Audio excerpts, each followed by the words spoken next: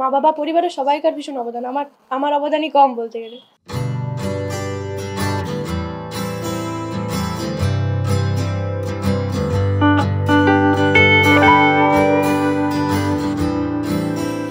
ভালো রেজাল্ট আশা করেছিলাম, র্যাঙ্ক হবে ভাবিনি। পড়াশোনা বাবাই গাইড করেছে ছোটবেলা থেকে, আর টিউশন স্যাররা, মা বাবা পরিবারের সবাইকার ভীষণ অবদান, আমার অবদানই কম বলতে গেলে। স্কুলের টিচাররা অবশ্যই। এখন কেমন লাগছে? ভীষণ ভালো লাগছে। কোন সাবজেক্ট সবথেকে ভালো লাগে?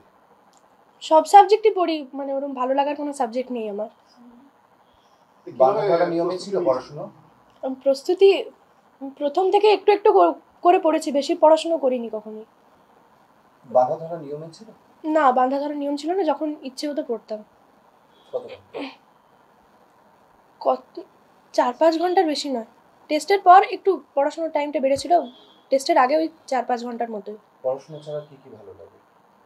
পড়াশোনা ছাড়া গান গাই, গান এখন বন্ধ আছে অনেকদিন, ছবি আঁকি, কবিতা বলি, গল্পের বই পড়তে ভীষণ ভালো লাগে।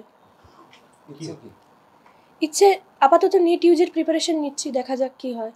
আমার নিট ইউজের প্রিপারেশন নিচ্ছি, ওটাই ইচ্ছে আছে। কি হবে নিট ডাক্তার হতে চাই। কেন সবাই ডাক্তার ইঞ্জিনিয়ারিং দিকে ঝুঁকছে, এটা থেকে বেরোতে পারছে না কেন? আমার মনে হয় যে এটাতে খুব তাড়াতাড়ি ভবিষ্যৎটা সুরক্ষিত হচ্ছে, তার জন্যই বোধহয় এখন ডাক্তার ইঞ্জিনিয়ারের প্রতি ঝোঁকটা বেশি। বাকি লাইনটা একটু লং প্রসেস তো, তাই। গল্পের বই পড়তে ভালো লাগে? হ্যাঁ, ভীষণ ভালো লাগে। বিভূতিভূষণ বন্দ্যোপাধ্যায় আমার প্রিয় উপন্যাসিক, বা ওনার সব গল্পের বই পড়তে আমার ভীষণ ভালো লাগে। তো কিশোর সাহিত্যই সবচেয়ে বেশি ভালো লাগে, গোয়েন্দা গল্পও ভালো লাগে। সত্যজিৎ রায়, আজকে ওনার জন্মদিন। বাবা মায়ের সাপোর্ট কতটা সাকসেস হয়েছে?